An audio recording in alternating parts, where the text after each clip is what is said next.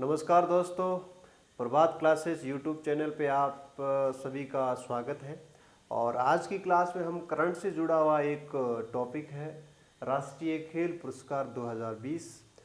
और ये टॉपिक बहुत महत्वपूर्ण है और अभी हाल ही में खेल पुरस्कारों की घोषणा की गई है और जिनको भारत सरकार ने खेल मंत्रालय ने उसको फाइनलाइज कर दिया है। और ये पुरस्कार राष्ट्रीय खेल दिवस 29 अगस्त को यानी कल ही के दिन प्रदान किए जाएंगे ऑनरेबल प्रेसिडेंट द्वारा। और इस बार जो पुरस्कार है वो वर्चुअल मोड में प्रदान किए जाएंगे।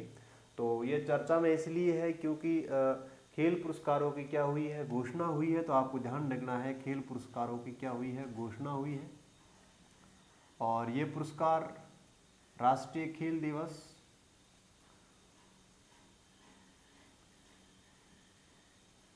राष्ट्रीय खेल दिवस 29 अगस्त को प्रदान किए जाएंगे, ये आपको ध्यान रखना। और अब आप देखेंगे, हम देखेंगे कि कौन कौन से खेल के क्षेत्र में पुरस्कार प्रदान किए जाते हैं। और ये जो टॉपिक है आपको मैं बताऊं कि अभी आरएएस मुख्य भर्ती परीक्षा के सिलेबस में भी खेल और योगा टॉपिक है, तो उस लिहाज से भी काफ़ी महत्वपूर्ण है। और अपन देखेंगे कि मुख्य रूप से कौन कौन से पुरस्कार हैं और कब इनकी शुरुआत हुई और कितनी राशि प्रदान की जाती है। तो ये सारे जो टॉपिक है छोटे छोटे, इनके संदर्भ में हम करंट के लिहाज से भी देखेंगे और बाकी जनरल जानकारी भी होनी चाहिए कि कौन कौन से पुरस्कार प्रदान किए जाते हैं। तो देखिए, पृष्ठभूमि देखते हैं कि कौन कौन से पुरस्कारों की घोषणा हुई है। सबसे पहले आपको बताऊं कि राष्ट्रीय खेल पुरस्कार के अंदर सबसे बड़ा पुरस्कार है खेल जगत का, वो है आपका राजीव गांधी खेल रत्न पुरस्कार। बहुत इंपॉर्टेंट है राजीव गांधी खेल रत्न पुरस्कार। और राजीव गांधी खेल रत्न पुरस्कार है, इसकी जो शुरुआत हुई है, इसकी शुरुआत आपको बताऊं कि 1991-92 में इसकी शुरुआत हुई। और ये खेल जगत का सबसे बड़ा पुरस्कार है। आपको ध्यान रखना है, राजीव गांधी खेल रत्न पुरस्कार खेल जगत का सबसे बड़ा पुरस्कार। ये आपका खेल जगत का सबसे बड़ा पुरस्कार, सबसे बड़ा पुरस्कार। तो राजीव गांधी खेल रत्न पुरस्कार खेल जगत का सबसे बड़ा पुरस्कार है। और बात करूं कि इस खेल के अंदर जो पुरस्कार राशि मिलती है उसका भी आपको ध्यान रखना है। यहाँ पे राशि मिलती है 7.5 लाख रुपए, राशि मिलती है आपको 7.5 लाख रुपए। जो भी इस खेल का विजेता होगा उसको 7.5 लाख रुपए प्रदान किए जाए। और एक सबसे बड़ी चीज यह है कि राजीव गांधी खेल रत्न पुरस्कार है उन खिलाड़ियों को प्रदान किया जाता है जिन्होंने पिछले 4 वर्षों में खेल क्षेत्र में अच्छा प्रदर्शन किया है। तो उन खिलाड़ियों को राजीव गांधी खेल रत्न पुरस्कार दिया जाता है। इनकी शुरुआत 1991-92 में हुई और ये खेल जगत का सबसे बड़ा पुरस्कार है। और राशि की बात करें तो 7.5 लाख रुपए प्रदान किए जाते हैं इस पुरस्कार में। दूसरा जो पुरस्कार है वो आपका अर्जुन पुरस्कार है। इस अर्जुन पुरस्कार की बात करें तो इस पुरस्कार की जो शुरुआत हुई है वो 1982 के अंदर ये पुरस्कार शुरू किया गया। और ये पुरस्कार भी पिछले 4 वर्षों में खेल क्षेत्र में अच्छा प्रदर्शन हो। तो खेल क्षेत्र में पिछले 4 सालों में जिन्होंने अच्छा प्रदर्शन किया जिस खिलाड़ी ने, तो उस खिलाड़ी को अर्जुन पुरस्कार दिया जाता है। और अर्जुन पुरस्कार की राशि की बात करूं तो इसमें राशि प्रदान की जाती है 5 लाख रुपए, 5 लाख रुपए राशि भी है। ठीक है, इसके बाद में आता है द्रोणाचार्य पुरस्कार। अब द्रोणाचार्य पुरस्कार की मैं बात करूं कि द्रोणाचार्य पुरस्कार ऐसे कोच को दिया जाता है जिन्होंने टीम के लिए या व्यक्तिगत खेल के अंदर जिसने खिलाड़ी ने पदक जीता हो, तो जिस खिलाड़ी ने पदक जीता हो उसको पदक दिलाने में जिस कोच ने महत्वपूर्ण भूमिका निभाई है उस कोच को प्रदान किया जाता है। तो आपको ध्यान रखना है किसको प्रदान किया जाता है, कोच को। कोच को जिन्होंने व्यक्तिगत स्पर्धा में या फिर टीम को उन्होंने अंतर्राष्ट्रीय लेवल पे, चाहे ओलंपिक हो या फिर एशियन गेम्स हो या फिर कॉमनवेल्थ गेम हो, उन्होंने गोल्ड मेडल या फिर रजत मेडल, कोई भी मेडल उन्होंने जीता है, तो उस संदर्भ में एक कोच को द्रोणाचार्य पुरस्कार प्रदान किया जाता है। और द्रोणाचार्य पुरस्कार में जो राशि है वो है आपके 5 लाख रुपए। 5 लाख रुपए प्रदान किए जाते हैं द्रोणाचार्य। फिर बात आती है ध्यानचंद पुरस्कार, और आपको बताना चाहूंगा कि ध्यानचंद पुरस्कार है ये खेल के विकास में बहुत इंपॉर्टेंट है। ध्यानचंद पुरस्कार, ध्यानचंद पुरस्कार की बात करूं मैं, खेल के विकास में, खेल के विकास में, खेल के विकास में लाइफ टाइम कंट्रीब्यूशन, खेल के विकास में लाइफ टाइम कंट्रीब्यूशन, खेल के विकास में लाइफ टाइम कंट्रीब्यूशन करने वाले जिन्होंने खेल के क्षेत्र में अच्छा योगदान दिया हो, लाइफ टाइम उन्होंने खेल के क्षेत्र में कंट्रीब्यूट किया हो, तो उनको प्रदान किया जाता है ध्यानचंद पुरस्कार। और इसमें भी राशि की बात करूं मैं तो राशि इसके अंदर भी प्रदान की जाती है 5 लाख रुपए। फिर बात आती है राष्ट्रीय खेल प्रोत्साहन। ये ध्यान रखना आपको, राष्ट्रीय खेल प्रोत्साहन किसी व्यक्ति को दे सकते हैं या फिर कोई सार्वजनिक, जिन्होंने सार्वजनिक क्षेत्र के अंदर अच्छा काम किया उसको दे सकते हैं, या फिर किसी भी कंपनी या निगम को दिया जा सकता है। देखिए खेल प्रोत्साहन ये व्यक्तिगत स्पर्धा में, व्यक्तिगत स्पर्धा में या फिर सार्वजनिक या फिर किसी कंपनी को जिन्होंने खेल के विकास में, राष्ट्रीय खेल में प्रोत्साहन में महत्वपूर्ण योगदान दिया है उनको प्रदान किया जाता है। और लास्ट जो पुरस्कार है मौलाना अब्दुल कलाम आजाद ट्रॉफी, ये किसी विश्वविद्यालय को प्रदान किया जाता है। अंतर विश्वविद्यालय जिन्होंने अच्छा खेल खेला है तो विश्वविद्यालयों को ये पुरस्कार प्रदान किया जाता है, मौलाना अब्दुल कलाम आजाद ट्रॉफी प्रदान की जाती है। तो इस तरह से मैं आपको पृष्ठभूमि के अंदर 5-6 जो पुरस्कार है, राजीव गांधी खेल रत्न पुरस्कार जो सबसे बड़ा पुरस्कार है, अर्जुन पुरस्कार, द्रोणाचार्य पुरस्कार, ध्यानचंद पुरस्कार, राष्ट्रीय खेल प्रोत्साहन पुरस्कार और मौलाना अब्दुल कलाम आजाद ट्रॉफी, तो इसमें सबसे बड़ा जो पुरस्कार है वो आपका राजीव गांधी खेल रत्न पुरस्कार है। तो संक्षिप्त जानकारी है, आपको इस संदर्भ में ये ध्यान रखना है कि कौन कौन से राष्ट्रीय खेल पुरस्कार हर साल दिए जाते हैं। ये ध्यान रखना, हर साल इस प्रकार के पुरस्कारों की घोषणा होती है, एक कमेटी घोषणा करती है, नाम टीम भेजती है और खेल मंत्रालय उसको फाइनलाइज करता है कि किन को ये पुरस्कार प्रदान किया जाता है। अब अपन देखते हैं कि खेल के क्षेत्र में राष्ट्रीय खेल पुरस्कार के प्रमुख विजेता कौन कौन है। तो सबसे पहले देखते हैं खेल पुरस्कारों के कौन कौन विजेता है। तो विजेता की बात करें तो सबसे पहला आपका पुरस्कार है जो सबसे बड़ा पुरस्कार है, राजीव गांधी खेल रत्न पुरस्कार। राजीव गांधी खेल रत्न पुरस्कार इस बार राजीव गांधी खेल रत्न पुरस्कार 2020 की बात कर रहा हूं मैं। तो 2020 में कौन कौन से प्लेयर को ये पुरस्कार मिला है, आपको ध्यान रखना है। आजकल परीक्षा के अंदर क्वेश्चन आता है कि खिलाड़ी का आपको नाम बता देंगे कि इसका संबंध किस खेल से है, तो आपका सारा ध्यान रखना है किस खिलाड़ी को प्रदान किया गया है और कौन से उनका संबंध किस खेल से है, वो कौन से खेल खेलता है। तो सबसे पहले आपको ध्यान रखना है राजीव गांधी खेल रत्न पुरस्कार में बात करूं कि किन किन नामों को फाइनल किया गया है पुरस्कार देने के लिए। तो सबसे पहले रोहित शर्मा, जिसका नाम आपने सुना होगा, क्रिकेट जगत का बहुत बड़ा नाम है, पिछले 4 सालों में इन्होंने बहुत अच्छा प्रदर्शन किया है और आपको बताऊं वर्ल्ड कप में भी उन्होंने अच्छा खेल खेला और पूरे वर्ल्ड कप में 648 रन उन्होंने बनाए थे। तो रोहित शर्मा, इनका संबंध किस खेल से है, क्रिकेट से है। उसके बाद में विनेश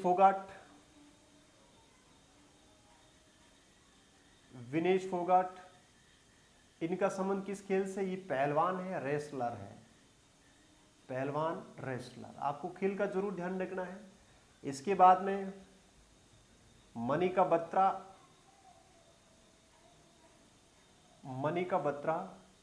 जिसका संबंध है टेबल टेनिस से, बहुत इंपॉर्टेंट है टेबल टेनिस। आपको बताऊं कि एशियन खेल्स हुए थे इंडोनेशिया के अंदर, इंडोनेशिया जकार्ता, वहाँ पे ऑस्ट्रेलिया इंडोनेशिया में हुए थे, वहाँ पे इन्होंने टेबल टेनिस के अंदर गोल्ड मेडल जीता था। तो ये पुरस्कार ऐसे लोगों को, ऐसे खिलाड़ियों को दिया जाता है जिन्होंने पिछले 4 सालों में खेल के अंदर बहुत बड़ा नाम कमाया है, जिन्होंने उच्च लेवल पर, अंतर्राष्ट्रीय लेवल पर अच्छे पदक जीते हैं, तो उनका नाम फाइनलाइज होता है। इसके बाद में मरियप्पन थेंगावेलु, मरियप्पन थेंगावेलु, ये आपको मैं बताना चाहूंगा कि इन्होंने हाई जंप के अंदर, ये पैरा एथलेटिक्स में ध्यान रखना, हाई जंप में, और ये क्या है, पैरा एथलेटिक्स है, पैरा एथलेट है, आपको ध्यान रखना जिन्होंने हाई जंप के अंदर इस प्रकार राष्ट्रीय राजीव गांधी खेल रत्न पुरस्कार में इसका नाम फाइनलाइज हुआ है। इसके बाद में रानी रामपाल, रानी रामपाल और रानी रामपाल का नाम आपने रानी रामपाल का नाम आपने सुना होगा कि ये हमारे हॉकी टीम की क्या है, कैप्टन है, हॉकी। तो हॉकी के अंदर रानी रामपाल का नाम क्या हुआ है, फाइनलाइज हुआ है राजीव गांधी खेल रत्न पुरस्कार के लिए। तो आपको विशेष तौर पे ध्यान रखना है जो मैंने आपको बताया है, रोहित शर्मा जिनका संबंध क्रिकेट से है, मरियप्पन थेंगावेलु जिन्होंने हाई जंप के अंदर, ये पैरा एथलेट है। इसके अलावा मनिका बत्रा जिनका संबंध टेबल टेनिस से है, और विनेश फोगाट जिनका संबंध कुश्ती से है, और रानी रामपाल जिनका संबंध हॉकी से है। ये जो 5 प्लेयर है इनको राजीव गांधी खेल रत्न पुरस्कार देने की घोषणा भारत सरकार ने की है, और इनको राष्ट्रीय खेल दिवस जो 29 अगस्त है इस दिन इन खिलाड़ियों को ये पुरस्कार प्रदान किया जाएगा। अब बात करते हैं सेकंड नंबर का जो पुरस्कार है, अर्जुन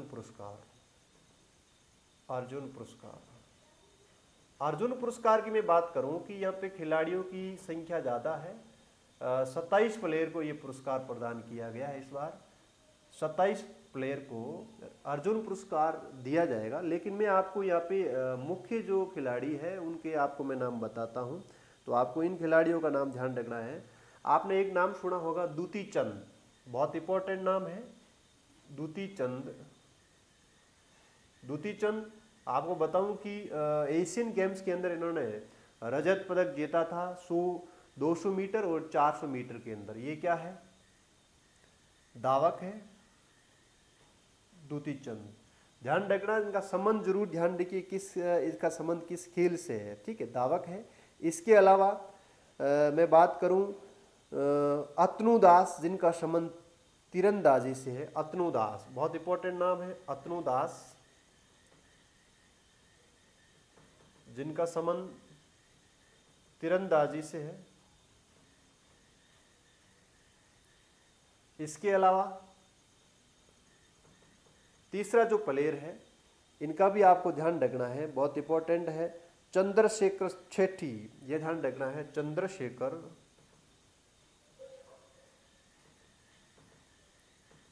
चंद्रशेखर सेठी।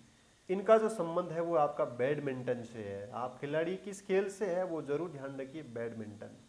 इसके अलावा चंद्रशेखर सेठी, इसके अलावा अपन देखते हैं तो आपको ध्यान रखना है मनीष कौशिक, बहुत इंपॉर्टेंट है, मनीष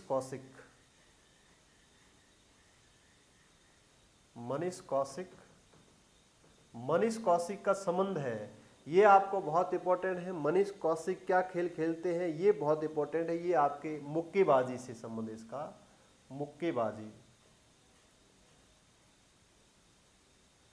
इसके अलावा क्रिकेट की बात करते हैं तो इंशांत शर्मा, आपने नाम सुन रखा होगा, इंशांत शर्मा जो फास्ट बॉलर है भारत के, इनका संबंध किससे है, क्रिकेट से है। तो इस तरह से आपको ध्यान रखना है, अर्जुन पुरस्कार कुल 27 खिलाड़ियों को प्रदान किया गया। टोटल कितने खिलाड़ी हैं, 27 खिलाड़ी। इस तरह से 27 खिलाड़ियों को अर्जुन अवार्ड,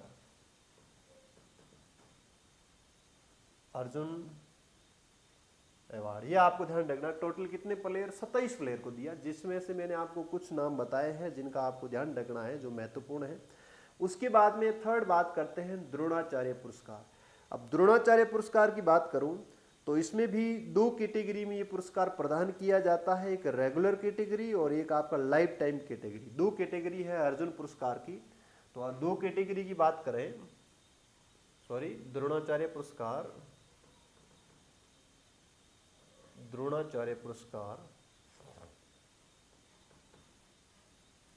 द्रोणाचार्य पुरस्कार 2020 की बात करूं तो ये 2 कैटेगरी में दिए जाते हैं। इनकी 2 कैटेगरी है।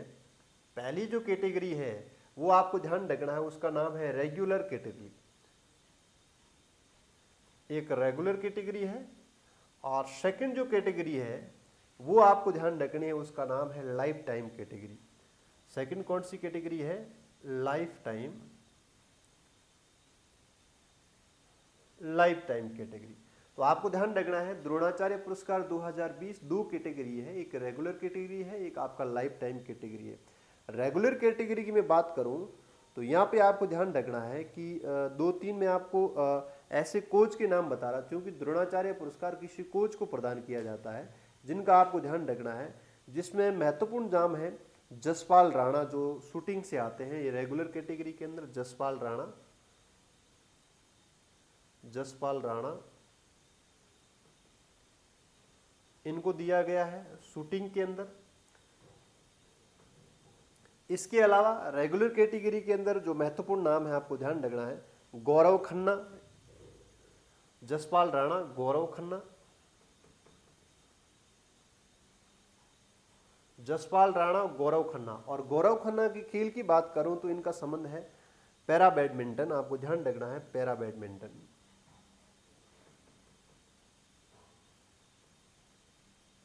बैडमिंटन। ये आपको 2 ध्यान रखने हैं रेगुलर कैटेगरी के अंदर। और अब मैं बात करता हूं लाइफ टाइम की बात करता हूं, तो आपको ध्यान रखना लाइफ टाइम के अंदर तो सबसे इंपॉर्टेंट है धर्मेंद्र तिवारी। ये तीरंदाजी के अंदर है धर्मेंद्र तिवारी।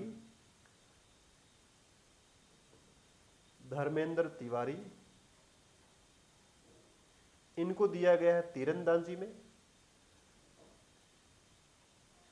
और इसके अलावा लाइफ टाइम की बात करते हैं तो लाइफ टाइम में सेकंड आपको ध्यान रखना है शिव सिंह। ये बहुत इंपॉर्टेंट नाम है, आपको ध्यान रखना शिव सिंह।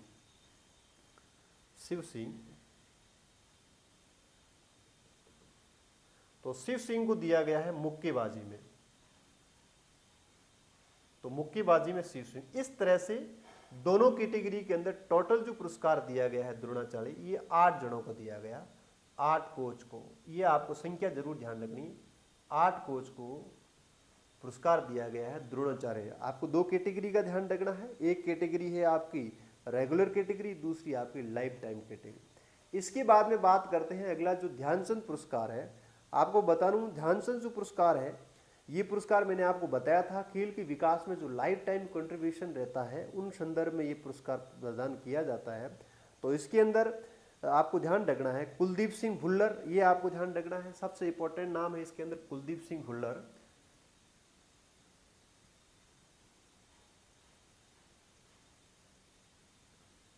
सिंह भुल्लर। बात करते हैं ध्यानचंद पुरस्कार की।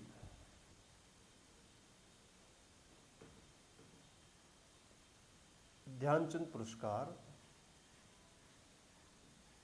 2020, इसके अंदर सबसे आपको एक चीज ध्यान रखना है कि ध्यानचंद पुरस्कार में तो सबसे पहला जो पुरस्कार दिया गया है वो कुलदीप सिंह भुल्लर। ये आप जरूर ध्यान रखिए, कुलदीप सिंह